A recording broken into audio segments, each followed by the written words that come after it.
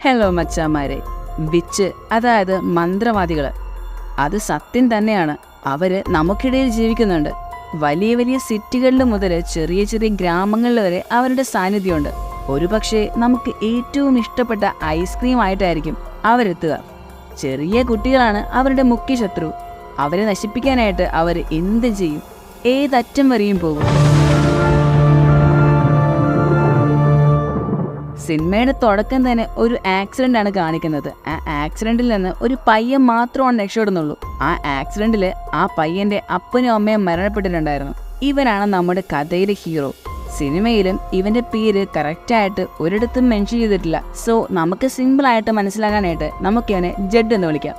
So ജഡ് ഇപ്പോ അനാഥനായതുകൊണ്ട് തന്നെ ജഡിനെ കൂട്ടിക്കൊണ്ടു പോകാനായിട്ട് ജഡിന്റെ മുത്തശ്ശി വരികയാണ്. അതായത് ജഡിന്റെ അമ്മയുടെ അമ്മ.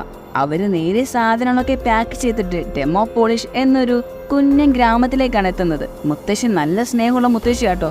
എന്നാൽ ജഡിന് തന്റെ പാരന്റ്സ് മരിച്ച സങ്കടത്തിൽ നിന്ന് ഇതുവരെ പുറത്തെത്താനായിട്ട് സാധിച്ചിട്ടില്ല. മുത്തശ്ശിയാണെങ്കിൽ തന്നെ കൊണ്ട് ആവുന്നതെല്ലാം ചെയ്യുന്നുണ്ട് ജഡിനെ സന്തോഷിപ്പിക്കാനായിട്ട്. അങ്ങനെ മുത്തശ്ശി അവനൊരു കൂട്ടിനായിട്ട് ഒരു എലിക്കുട്ടിയെ വാങ്ങിക്കൊടുക്കുകയാണ്, ഡെയ്സി. അങ്ങനെ പതിയെ പതിയെ ആ സങ്കടത്തിൽ നിന്ന് തന്നെ അവൻ പതിയെ പുറത്തോട്ട് വരാൻ തുടങ്ങുകയാണ്. അങ്ങനെ ദിവസങ്ങൾ കഴിഞ്ഞു പോകുന്നുണ്ട് കേട്ടോ.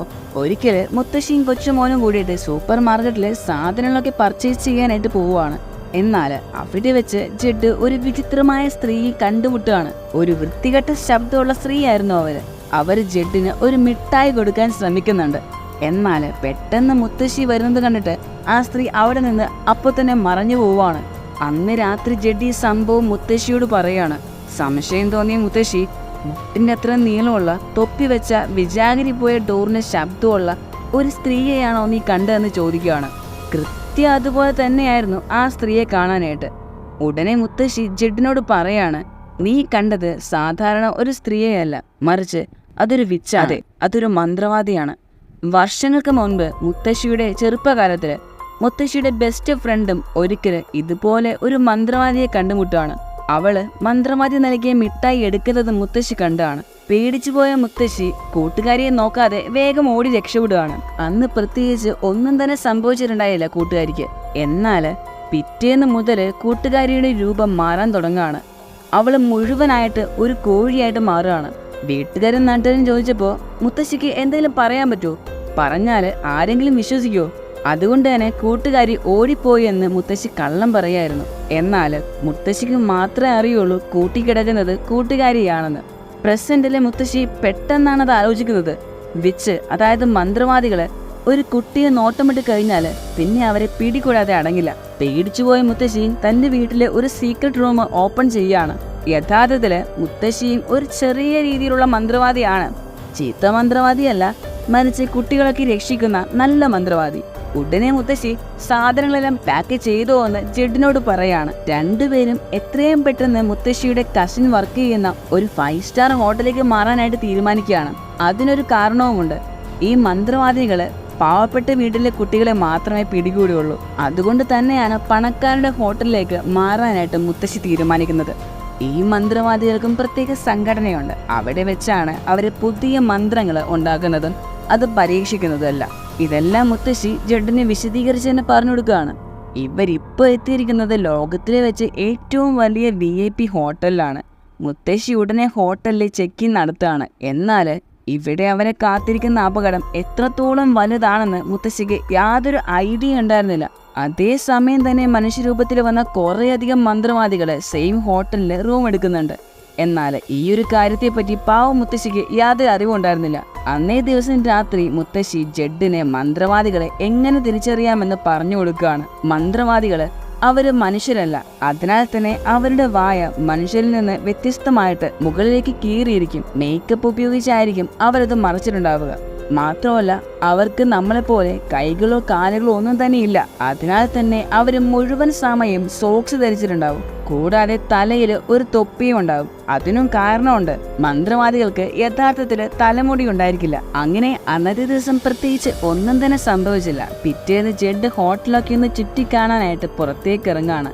ആ സമയം ജഡ് ബ്രൂണോ എന്ന മറ്റൊരു പയ്യനെ കാണുന്നുണ്ട്, ഒരു തീറ്റഭ്രാന്തൻ. പെട്ടെന്ന് അവന്റെ അമ്മ വന്ന് അവനെ വിളിച്ചുകൊണ്ട് പോവുകയാണ്. അങ്ങനെ ജഡ് നേരെ ഒരു മീറ്റിംഗ് ഹാളിലേക്ക് എത്തുകയാണ്. പെട്ടെന്ന് ആ റൂമിലേക്ക് നേരത്തെ കണ്ട മന്ത്രവാദികൾ കയറി വരികയാണ്. ഉടനെ ജെഡ് ആ റൂമിൽ തന്നെ ഒളിച്ചിരിക്കുകയാണ്. വന്ന ഉടനെ അവർ റൂം അകത്ത് നിന്ന് ലോക്ക് ചെയ്യുകയാണ്. ശേഷം അവരെല്ലാം തങ്ങളുടെ ഗ്ലൗസ് ഊരി മാറ്റുകയാണ്. അപ്പോഴാണ് അവരുടെ കൈകൾ നമ്മൾ കാണുന്നത്. അവർക്ക് മനുഷ്യരുടെ കൈകളായിരുന്നില്ല. ഇതാണ് ഇവരുടെ എല്ലാം നേതാവ്, ദി ഗ്രാൻഡ് വിച്ച്. ലോകത്തിലെ തന്നെ ഏറ്റവും ശക്തിയേറിയ മന്ത്രവാദിനിയാണ് ഇവള്. വന്ന ഉടനെ തന്നെ ചോദ്യം ചെയ്ത തൻ്റെ തന്നെ കൂട്ടത്തിലുള്ള ഒരു മന്ത്രവാദിനിയെ കത്തിച്ച് കൊന്നുകളയാണ് ഗ്രാൻഡ് വിച്ച്. അത്രയ്ക്ക് ക്രൂരയും പവർഫുള്ളും ആയിരുന്നു. ഉടനെ ഗ്രാൻഡ് വിച്ച് തൻ്റെ പ്ലാൻ അവതരിപ്പിക്കുകയാണ്. ലോകത്തിലുള്ള മുഴുവൻ കുട്ടികളെയും ഒറ്റയടിക്ക് ഇല്ലാതാക്കുക എന്നതാണ് അവളുടെ ഉദ്ദേശം. അതിനായിട്ട് ഒരു പ്രത്യേകതരം മരുന്നും ഗ്രാൻഡ് വിച്ച് ഓൾറെഡി ഉണ്ടാക്കി കഴിഞ്ഞിട്ടുണ്ടായിരുന്നു. ആ ഒരു മരുന്ന് വെറുമൊരു 3 തുള്ളി അകത്ത് ചെന്നാൽ മതി, ആ നിമിഷം അവർ ഒരു എലിയായിട്ട് രൂപാന്തരപ്പെടും. എന്നാൽ വെറുതെ കൊടുത്താൽ കുട്ടികൾ അത് കഴിക്കില്ലല്ലോ. സോ അതിനായിട്ടും മന്ത്രവാദിനിയുടെ കയ്യിൽ ഒരു പ്ലാൻ ഉണ്ട്. ഗ്രാൻഡ് വിച്ച് ഈ ഒരു മരുന്ന് ഉപയോഗിക്കാനായിട്ട് ഒരു ചോക്ലേറ്റും ഉണ്ടാക്കിയിട്ടുണ്ട്. മിഠായി കണ്ടാൽ കുട്ടികൾ തീർച്ചയായിട്ടും വരുമല്ലോ. പക്ഷേ ഇത് കറക്റ്റായിട്ട് വർക്ക് ചെയ്യുമോ എന്ന് ടെസ്റ്റ് ചെയ്യണം. അതിനായിട്ട് ഗ്രാൻഡ് വിച്ച് ഒരു കുട്ടിയെ കബളിപ്പിച്ച് കൊണ്ടുവന്നിട്ടുണ്ട്. അടുത്ത നിമിഷം തന്നെ ആ കൊച്ച് അങ്ങോട്ടേക്ക് എത്തുകയാണ്. ഉടനെ മന്ത്രവാദികൾ വിഗൊക്കെ വെച്ച് റെഡി ആവുകയാണ്. അപ്പോഴാണ് ഒളിച്ചിരുന്ന ജെഡ് കാണുന്നത്. അവിടേക്ക് എത്തിയിരിക്കുന്നത് ബ്രൂണോ ആയിരുന്നു. എന്നാൽ ജെഡിന് അവനെ രക്ഷിക്കാനായിട്ട് ഒന്നും തന്നെ ചെയ്യാനായിട്ട് സാധിക്കില്ല. വന്ന ഉടനെ ഗ്രാൻഡ് വിച്ച് വളരെ സ്നേഹത്തോടെ അവന് ആ മാജിക് ചോക്ലേറ്റ് കൊടുക്കുകയാണ്. പെട്ടെന്ന് ബ്രൂണോ ഭയങ്കരമായിട്ട് വിറയ്ക്കാനായിട്ട് തുടങ്ങുകയാണ്. അടുത്ത നിമിഷം തന്നെ മൂക്കിന്ന് വായിന്നൊക്കെ വയലറ്റ് നിറത്തിലുള്ള പുക വന്ന് അവൻ പൂർണ്ണമായിട്ട് ഒരു എലിയായിട്ട് മാറുകയാണ്. പെട്ടെന്ന് തന്നെ മന്ത്രവാദികൾ ചേർന്നിട്ട് ബ്രൂണോയെ ചതച്ചു കളയാൻ ശ്രമിക്കുകയാണ്. എന്നാൽ ഇത് കണ്ട ജെഡിന്റെ കൂടെയുള്ള ഡെസിയലി ഓടിച്ചെന്ന് ബ്രൂണോയെയും രക്ഷിച്ച് ജെഡിന്റെ അടുത്തേക്ക് കൊണ്ടുവരികയാണ്. എന്നാൽ ഇതുകൊണ്ട് തന്നെ റൂമിൽ വേറെ ആരോ ഉണ്ടെന്ന് ഗ്രാൻഡ് വിച്ചിന് മനസ്സിലാവുകയാണ്. അവൾ ഉടനെ ജെഡിനെ വലിച്ചെടുത്തുകൊണ്ട് പോവുകയാണ്. ശേഷം അവന്റെ വായിലേക്ക് മരുന്നൊഴിക്കാനായിട്ട് ശ്രമിക്കുകയാണ്. എന്നാൽ ജെഡുണ്ടോ വാ തുറക്കുന്നു.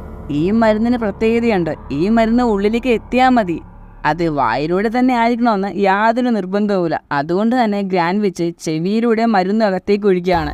ഒരു നിമിഷം പോലും വൈകിയ ജെഡും പൂർണ്ണമായിട്ട് ഒരു എലിയായിട്ട് മാറുകയാണ്. ഗ്രാൻഡ് വിച്ച് ജെഡിനെ വേഗം തന്നെ കൊല്ലാൻ ശ്രമിക്കുന്നുണ്ടെങ്കിലും ജെഡ് അവരെയും പറ്റിച്ചുകൊണ്ട് ഓടി രക്ഷപ്പെടുകയാണ്. ഇവർ ചെറുതായതിനാൽ മന്ത്രവാദികൾക്ക് ഇവരെ ഫോളോ ചെയ്യാനും സാധിച്ചില്ല. ഇനി ഇവരെന്ത് ചെയ്യും? ഇവരെ തിരിച്ച് മനുഷ്യരാക്കാനായിട്ട് മന്ത്രവാദികൾക്ക് മാത്രമേ സാധിക്കുകയുള്ളൂ. എന്നാൽ ഗ്രാൻഡ് വിച്ച് എന്തായാലും അത് ചെയ്യില്ല. പെട്ടെന്നാണ് ജെഡിനെ തൻ്റെ മുത്തശ്ശിയെ മന്ത്രവാദിയാണെന്നുള്ള കാര്യം ജെഡിന് ഓർമ്മ വരുന്നത്. ഉടനെ 3 പേരും കൂടിയിട്ട് മുത്തശ്ശിയുടെ അടുത്തേക്ക് എത്തുകയാണ്. സാധാരണഗതിയിൽ ആരും താൻ എലിയായിട്ട് മാറിയെന്ന് പറഞ്ഞു കഴിഞ്ഞാൽ വിശ്വസിക്കില്ല. എന്നാൽ മുത്തശ്ശി ഒരു മന്ത്രവാദിനി ആയതിനാൽ തന്നെ അവർക്ക് കാര്യം പെട്ടെന്ന് തന്നെ മനസ്സിലാവുകയാണ്. പെട്ടെന്ന് കൂടെയുള്ള ഡെയ്സി എലി സംസാരിക്കുകയാണ്. ഇത് കണ്ട് മുത്തശ്ശി ഉൾപ്പെടെ എല്ലാവരും ഞെട്ടിപ്പോവുകയാണ്. ഉടനെ ഡെയ്സി പറയാണ്, ഞാനും ഒരു കുട്ടിയായിരുന്നു, ഒരു പെൺകുട്ടി. എന്നാൽ എന്നെയും നേരത്തെ കണ്ട ആ മന്ത്രവാദിനി ഒരു എലിയാക്കി മാറ്റുമായിരുന്നു. ആരും വിശ്വസിക്കാൻ സാധ്യതയില്ല എന്ന് വിചാരിച്ചുകൊണ്ടാണ് ഞാൻ ഇതുവരെ ഒന്നും പറയാതിരുന്നത്. സോ ഇനി ഇവർക്ക് തിരികെ മനുഷ്യരാകാനുള്ള ആ മാന്ത്രിക മരുന്ന് കണ്ടെത്തേണ്ടിയിരിക്കുന്നു.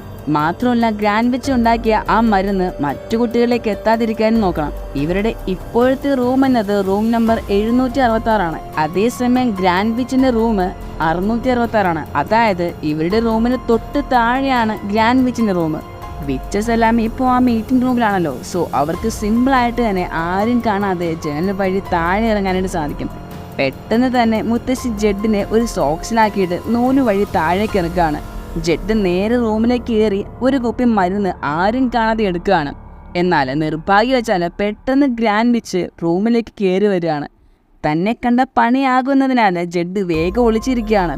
പെട്ടെന്ന് വിച്ചിൻ്റെ ശ്രദ്ധയൊന്നും മാറിയതും ജെഡ് ഒരു കുപ്പി മരുന്ന് അടിച്ചു മാറ്റി സോക്സിലേക്ക് തിരികെ വന്ന് കയറുകയാണ്. അങ്ങനെ രക്ഷപ്പെട്ടു എന്ന് വിചാരിച്ചതും പെട്ടെന്ന് വിച്ച് സോക്സിൽ കയറി പിടിക്കുകയാണ്. അപ്പോഴും സോക്സിൽ ജെഡുള്ള കാര്യം മന്ത്രവാദിക്ക് അറിയില്ല. ഉടനെ മുത്തശ്ശി മോളിന്ന് അത് താൻ നെയ്തുകൊണ്ടിരിക്കുമ്പോൾ താഴെ പോയതാന്ന് പറയാണ്. എന്നാലും വിച്ചിനെ അതത്ര ദഹിക്കുന്നില്ല. പെട്ടെന്ന് ഹോട്ടൽ മാനേജർ അവിടേക്ക് എത്തുന്നത് കൊണ്ട് തന്നെ മറ്റൊന്നും ചിന്തിക്കാതെ മന്ത്രവാദി പിടിവിടുകയാണ്. ഇപ്രാവശ്യം അവർ രക്ഷപ്പെടുകയാണ്. സമയം ഒട്ടും പാഴാക്കാതെ മുത്തശ്ശി ഇപ്പോൾ കിട്ടിയ ആ മരുന്നിന് മറുമരുന്ന് ഉണ്ടാക്കാൻ ശ്രമിക്കുകയാണ്. എന്നാൽ മുത്തശ്ശിയുടെ മന്ത്രം ഒന്നും ഫലിക്കുന്നുണ്ടായില്ല. കാരണം ഗ്രാൻഡ് വിച്ചിന് അത്രമാത്രം ശക്തിയായിരുന്നു. അതിനെ ഓവർകം ചെയ്യാനായിട്ട് മുത്തശ്ശിക്ക് ഇനിയും ശക്തി വേണം. സോ ആദ്യത്തെ പ്ലാൻ പാളിപ്പോവാണ്. ഇനി ഇവർക്ക് അടുത്തതായിട്ട് ലോകത്തിലെ ബാക്കിയുള്ള കുട്ടികളെയെങ്കിലും രക്ഷിക്കേണ്ടതുണ്ട്. ഉടനെ ജെഡും കൂട്ടുകാരും റെഡി ആവുകയാണ്. മന്ത്രവാദികളുടെ പ്ലാൻ തന്നെ അവർക്കെതിരായിട്ട് തിരിക്കാനായിട്ട് ജെഡ് തീരുമാനിക്കുകയാണ്. ഒട്ടും സമയം കളയാതെ മരുന്ന് എടുത്തുകൊണ്ട് ജെഡ് കിച്ചണിലേക്ക് പോവുകയാണ്. കാരണം അവിടെയാണ് മന്ത്രവാദികൾക്കുള്ള പ്രത്യേക ഫുഡ് റെഡിയാക്കുന്നത്. വേഗം തന്നെ ജെഡ് കുപ്പിയുടെ മൂടിക തുറന്നിട്ട് അത് നേരെ മന്ത്രവാദികൾക്കായിട്ടുള്ള ആ പ്രത്യേക സൂപ്പിലേക്ക് എറിയാണ്. അവന്റെ പ്ലാൻ പോലെ തന്നെ എല്ലാം പെർഫെക്റ്റ് ആയിട്ട് തന്നെ വർക്കൗട്ട് ആവുകയാണ്. അടുത്തതായിട്ട് പ്ലാൻ വർക്കാവാനായിട്ട് അവർ വെയിറ്റ് ചെയ്യുകയാണ്. ടൈമായതും മരുന്നടങ്ങിയ സൂപ്പ് എല്ലാം ടേബിളിലേക്ക് എത്തുകയാണ്. അതേസമയം തന്നെ എല്ലാ മന്ത്രവാദികളും ഡൈനിങ് റൂമിലേക്ക് എത്തിക്കഴിഞ്ഞിട്ടുണ്ടായിരുന്നു. മുത്തശ്ശിയും അടുത്തതെന്ത് സംഭവിക്കുമെന്ന് അറിയാനായിട്ട് മന്ത്രവാദികളെ നിരീക്ഷിച്ചുകൊണ്ട് തൊട്ടടുത്ത ടേബിളിൽ തന്നെയുണ്ട്. അവർ പ്രതീക്ഷിച്ചതുപോലെ തന്നെ മന്ത്രവാദികൾ ആ മരുന്നടങ്ങിയ സൂപ്പ് കഴിക്കാനായിട്ട് തുടങ്ങുകയാണ്. എന്നാൽ ഗ്രാൻഡ് സൂപ്പ് കഴിക്കാൻ തുടങ്ങിയതും പെട്ടെന്ന് അവൾ മുത്തശ്ശിയെ ശ്രദ്ധിക്കുകയാണ്. എന്നാൽ ഇത്തവണ മന്ത്രവാദിക്ക് മുത്തശ്ശിയെ മനസ്സിലാവുകയാണ്. വർഷങ്ങൾക്ക് മുൻപ് മുത്തശ്ശിയുടെ കൂട്ടുകാരിയെ കോഴിയാക്കി മാറ്റിയത് ഈ ഗ്രാൻഡ് ആയിരുന്നു. സോ എന്തോ കെണിയുണ്ടെന്ന് മനസ്സിലായ അടുത്ത നിമിഷം തന്നെ മന്ത്രവാദികൾ ഓരോരുത്തരായിട്ട് എലികളായിട്ട് മാറാനായിട്ട് തുടങ്ങുകയാണ്. ഇതേ ടൈമിൽ ജെഡും മന്ത്രവാദിയുടെ റൂമിന്റെ താക്കോലും അടിച്ചു മാറ്റുകയാണ്. അങ്ങനെ മന്ത്രവാദികൾ ഒരാൾ പോലും അവശേഷിക്കാതെ എല്ലാവരും എലികളായിട്ട് മാറുകയാണ്. ഈ ഒരു ഗ്യാപ്പിൽ മുത്തശ്ശിയും സംഘവും മന്ത്രവാദിയുടെ റൂമിലേക്ക് കയറുകയാണ്. കാരണം ബാക്കിയുള്ള മരുന്നുകൾ കൂടി അവർക്ക് നശിപ്പിക്കേണ്ടിയിരിക്കുന്നു. എന്നാൽ അതേ ടൈമിൽ ഗ്രാൻഡ് വിച്ചും റൂമിലേക്ക് എത്തുകയാണ്. കാരണം സൂപ്പ് കുടിക്കാത്തതിനാൽ അവൾ എലിയായിട്ട് മാറിയിട്ടുണ്ടായിരുന്നില്ല. മുത്തശ്ശിക്ക് ഗ്രാൻഡ് വിച്ചായിട്ട് പോരാടി ജയിക്കാനുള്ള ശക്തിയൊന്നുമില്ല. എന്നാൽ ജെഡ് ഒരു ഐഡിയ കണ്ടെത്തുകയാണ്. മന്ത്രവാദി മുത്തശ്ശിയെ അറ്റാക്ക് ചെയ്യാൻ വന്നതും പെട്ടെന്ന് ജെഡ് എലിക്കണി എടുത്ത് മന്ത്രവാദിയുടെ കാലിലേക്ക് വെച്ചു കൊടുക്കുകയാണ്. വേദന കൊണ്ട് പൊളഞ്ഞ മന്ത്രവാദി വാ പൊളിച്ച് കരഞ്ഞതും ജെഡ് ആ മരുന്ന് മുഴുവനായിട്ട് മന്ത്രവാദിനിയുടെ അണ്ണാക്കിലേക്ക് ഇട്ടു കൊടുക്കുകയാണ്. അടുത്ത നിമിഷം തന്നെ ജെഡ് എങ്ങനെയാണ് എലിയായിട്ട് മാറിയത് അതുപോലെ തന്നെ മന്ത്രവാദിനിയും എലിയായിട്ട് മാറുകയാണ്. വേഗം തന്നെ മുത്തശ്ശി മന്ത്രവാദിനി എലിയെ ഒരു കുപ്പിക്കകത്താക്കി പൂട്ടിയിടുകയാണ്. ശേഷം മന്ത്രവാദിനിയുടെ തന്നെ പൂച്ചയുടെ മുമ്പിൽ കൊണ്ടുപോയിട്ട് വയ്ക്കുകയാണ്. പൂച്ചയ്ക്ക് എന്ത് മന്ത്രവാദിനി, അതിന് നല്ലൊരു സദ്യ കുശാലായി. അങ്ങനെ മന്ത്രവാദിയുടെ കാര്യത്തിൽ ഒരു തീരുമാനമായി കിട്ടിയിട്ടുണ്ട്. പോകാൻ നേരം മുത്തശ്ശിക്ക് ഒരു ബുക്കും കൂടി കിട്ടുകയാണ്.